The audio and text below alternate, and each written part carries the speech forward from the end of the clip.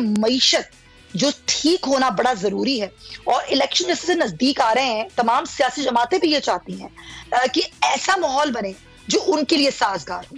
जब वो वोट मांगने जाए आवाम के पास, तो उनके पास भी कोई लॉजिकल मामला हो कि हमने उनके लिए क्या किया है। वैसे तो नजर नहीं आता, कुछ भी सियासी जमातों ने नहीं किया। फिर भी सारी सूरत में बात करने के लिए ज्वाइन कर रहे हैं प्रोग्राम के पहले हिस्से में माहिर मुआशियात हैं खाखान नजीब साहब। अस्सलाम वालेकुम खाखान नजीब साहब। वालेकुम अस्सलाम सुमैया, क्या हाल है आपके? मैं बिल्कुल ठीक हूँ अल्हम्दुलिल्लाह। खाखान साहब, आप किस तरह देखते हैं इस सूरत हाल को जिसमें हम एक फ्रेम में काम कर रहे हैं? एक ऐसी विंडो ओपन हुई है जिसमें नजर आ रहा है कि शायद मईशत एक सही डगर पर चल पड़ी है। क्या आप वाकई समझते हैं कि कुछ इस तरह के इंडिकेटर्स नजर आते हैं, या फिर ये वक्ती है? तो एक तो देखिए, पाकिस्तान की शॉर्ट टर्म मईशत को हर वक्त चैलेंजेस का सामना करना पड़ता है, और उन चैलेंजेस को आपको ओवरकम करना पड़ता है ताकि जो शॉर्ट टर्म का मैक्रो स्टेबिलिटी है वो रहे। वो क्या है? वो आपने कई चीजें बड़ी अच्छी बयान की। एक तो यह था कि एक थर्ड मार्केट क्रिएट हुई थी डॉलर और रुपए की ट्रेड की। वो एक इललेजिटिमेट इलिसिट मार्केट थी। मैंने हमेशा कहा है कि मुझे खुशी है कि rate of the state exert हुई, और at least for the time being वो मार्केट खत्म हो गई, और जो डॉलराइजेशन का बहुत बड़ा प्रोसेस चल रहा था वो कम हो गया है। खत्म तो नहीं हुआ, बिकॉज अभी भी हुंडी हवाला तो अपनी जगह कायम है। बट इससे जो ओपन मार्केट का रेट है वो 12%, और जो हमारा इंटरबैंक का रेट है वो 6-6.5% जो है उसको इस्तेहकाम मिला है। मार्केट की जो फंक्शनिंग है वो नॉर्मलाइज हुई है। थोड़ी सी लिक्विडिटी जो डॉलर की है वो बढ़ी है। रेमिटेंसेस होपफुली वापस आएंगी। इनफॉर्मल सेक्टर में चली गई थी, फॉर्मल सेक्टर में वापस आएंगी। सो थोड़ी सी एक ओवरऑल ये एटलीस्ट हुआ है कि people are taking things seriously, कि स्टेट स्मगलिंग पे, होर्डिंग पे और इस चीज पे कि डॉलराइजेशन हो रही है इकोनॉमी की सीरियस है। सो ये this is a good beginning. अब इसी को हमने साथ लेके चलना है कि हमने कुछ काम करने हैं स्ट्रक्चरल, के जो एक्सचेंज कंपनीज हैं वो दोबारा जो BC रेटेड कंपनीज जिनको मैं कहूंगा जो ये काम कर रही थी उसमें ना जाएं, इनकी कॉर्पोरेटाइजेशन हो, इनको इंस्टीट्यूशनलाइज किया जाए मैकेनिज्म्स को, सो दैट मार्केट की फंक्शनिंग बेहतर हो। साथ साथ शॉर्ट टर्म में जो मैनेजमेंट है, रेमिटेंसेस 2.1 अरब डॉलर पे आ गई हैं जुलाई अगस्त में। ये तकरीबन $1 बिलियन नीचे हैं पाकिस्तान के पोटेंशियल से। आई एम वेरी क्लियर कि आज भी पाकिस्तान का $3 अरब का पोटेंशियल है, और ये अगर हम हुंडी हवाला और ग्रे मार्केट से निकल आए और रेमिटेंसेस फॉर्मल में आ जाएं, तो हम कंफर्टेबली $3 अरब मंथली क्रॉस कर सकते हैं, जो बड़ी तकवीत देगा इकोनॉमी को फर्दर आगे चलें। तो एक्सपोर्ट्स का बिल्डअप मीडियम टर्म का स्ट्रक्चरल रिफॉर्म है, जो करेंगे मुल्क की पैदावारी सलाहियत ठीक करेंगे तो ये आगे फिर सिलसिला चलता रहेगा। इसके अलावा 2 और बड़ी जरूरी चीजें हैं। एक तो आपने सही मेंशन किया, 30 सितंबर के IMF के जो टारगेट्स तयशुदा हैं, they should all be met. 1977 अरब कलेक्ट करने थे FBR के, FBR ने 2041 किए हैं। A pat on their back, well done. 24% growth है पिछले साल से। सो चलें, एक मुल्क के लिए खुशखबरी है। नंबर 2, एक इन्वेस्टमेंट का फ्रेमवर्क बनाया गया है।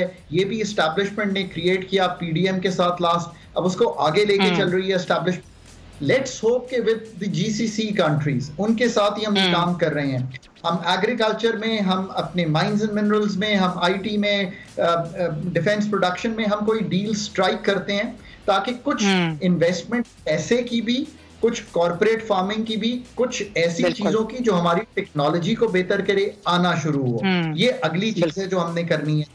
अब ये जब सब काम अगर आगे आहिस्ता आहिस्ता, और फिर प्राइवेटाइजेशन, ये अब अगले 2-4 माह में कुछ होने दिखाई देंगे, तो जो इस वक्त थोड़ी सी, जिसे आप कहेंगे ना सेम्बलेंस, जिसे कहेंगे थोड़ी सी तकवीत आना शुरू हुई है चीजों, इनकी स्टेबिलिटी बढ़ेगी। पर अगर हम IMF में ऑफ ट्रैक जाते हैं, हम अगर ये जो इस वक्त स्मगलिंग को रोके हुए हैं इस पे हाथ को जो है हल्का करते हैं, these are not good science. लोगों को भी अब कुछ थोड़ा सोचना पड़ेगा ना कि अगर स्टेट इतना कुछ कर रही है तो आपको भी कुछ करना पड़ेगा। सो शॉर्ट रन मैनेजमेंट ये है जो मैंने आपके सामने रखी है। लेट्स होप कि अगले 6 माह में ये जो सारे काम आज सुमैया हमने आपके प्रोग्राम में डिस्कस किए हैं, we are able to do it, और हम इसको रिव्यू करेंगे परफॉर्मेंस को 6 महीने बाद कि क्या हमने ये सारे काम किए, तो फिर ज्यादा तकवीत मिलेगी from where we stand today.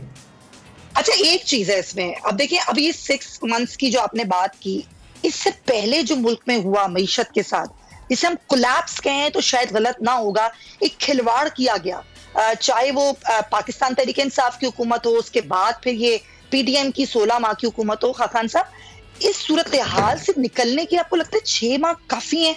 और हमारी आवाम को जो एक रिलीफ देने के वादे नजर आते रहे पहले की हुकूमत के, फिर निगरान हुकूमत भी कुछ इसी तरह की बातें कर रही है, वो फिलहाल नजर नहीं आता, क्योंकि आपको आईएमएफ के साथ जो मुआहिदा हुआ है उस पर रहते हुए सब कुछ करना है। अब उस पर रहते हुए आप आवाम को तो कोई खास रिलीफ नहीं दे पाएंगे, तो फिर आवाम को क्या मिलेगा? सुमैया, आपके सवाल का हम 3 हिस्सों में जवाब देते हैं। एक तो पहले ग्लोबल मार्केट है, ऑयल की ग्लोबल मार्केट सुमैया इफेक्ट करता है। मैं उसकी कीमत आपके प्रोग्राम में आने से पहले देख रहा था, वो थी $78 अ बैरल, आज उसकी कीमत है $97 अ बैरल, यानी कि 28% इंक्रीज हुआ है उसमें। सो एक तो ये बात है, उसमें हमारा रुपया भी कमजोर हुआ, सो एक इम्पोर्टेड इन्फ्लेशन आई है। लोगों के लिए बेस्ट रिलीफ जो है इस वक्त, वो नौकरियां और एम्प्लॉयमेंट तो जरूर है, पर वो ये है कि ये जो कीमतों का बढ़ना है ये कोई संभलना चाहिए। सो एक तो इम्पोर्टेड इन्फ्लेशन आ रही थी, दूसरा आपको मालूम है कि आईएमएफ के प्रोग्राम में जब डिले हुआ तो पाकिस्तान के जो सारे फंडामेंटल्स थे वो डिसरप्ट हो गए, हमारी सप्लाई चेन्स जो है वो डिसरप्ट हुई। तीसरी बात यह है कि फ्लड्स आए, उससे भी एक डिसरप्शन आई, कॉटन ड्रॉप की, राइस ड्रॉप की, वीट ड्रॉप की। हम इंपोर्ट कर नहीं पा रहे थे, डॉलर नहीं थे, मुल्क में चीजों की जो है फरावानी उस तरह से नहीं थी, तो एक इन्फ्लेशन हुई। एक और इसमें जो चौथा आंसर भी रख लीजिए, वो ये है कि हुकूमत जितने 5 साल गुजरे हैं, आई एम सॉरी, और 2023 का साल भी उसमें शामिल है, 8% का आपने मालियाती खसारा, इसका मतलब यह है कि बहुत ह्यूज मालियाती खसारा आपने रन किया है। जब भी आप मालियाती खसारा करते हैं तो आप बोरो करते हैं, नोट छापे जाते हैं, वही नोट जो हैं वो उसी सप्लाई को जो कम हो चुकी है, जिसका मैं आपसे जिक्र कर चुका हूं, चेस कर रहे होते हैं, कीमतों की चीजें ऊपर जाती हैं। सो अब ये काम आपका नेक्स्ट है। अगर आप मुझे पूछें कि अच्छा जी ये तो हो गया, तो अब इन्फ्लेशन में अभी एक फिगर देख रहा हूं, और इसलिए I am always very honest with the people of Pakistan, 31% की इन्फ्लेशन आई है ईयर ऑन ईयर, जो सितंबर का माह खत्म हुआ है, ये 10 मिनट पहले ही डेटा आया है। अब ये बहुत बढ़ा हुआ लेवल है, 31.5 का जो लेवल है इन्फ्लेशन का, ये बहुत बढ़ा हुआ है। कुछ पिछले महीने में कम हुई थी 27, फिर 31.5 आई है। एडमिनिस्ट्रेड एनर्जी प्राइसेस का बड़ा कंपोनेंट है, but I think we are at the worst. ये इसके बाद थोड़ा सा शायद जो कीमतों का जो पास थ्रू है वो हो चुका है। अगर हम अब नेक्स्ट फेज जो है उसमें मालियाती खसारा, अब हमें हुकूमत को कहना है कि अपने खर्चे कम कीजिए और टैक्स कीजिए। देखिए, सबसे बड़ी बात है खान नजीब साहब, हम हमेशा ये कहते हैं कि हुकूमत को अपने खर्चे कम करने चाहिए, वहां शाहाना मामलात चल रहे होते हैं, वो कम होंगे तो फिर आवाम को रिलीफ दे पाएंगे। Thank you so much for your time. आपने बहुत ही मुदल्लिल गुफ्तगू की है, क्योंकि आपने बड़ी बेसिक बातें बताई हैं कि किस तरीके से हम चीजों को ले सकते हैं, वो हम करते हैं।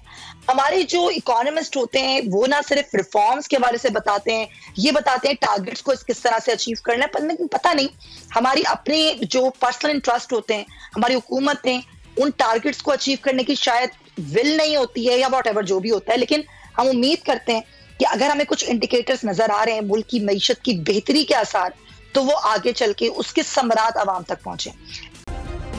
सब्सक्राइब करें और बेल दबाएं ताकि कोई खबर रह न जाए।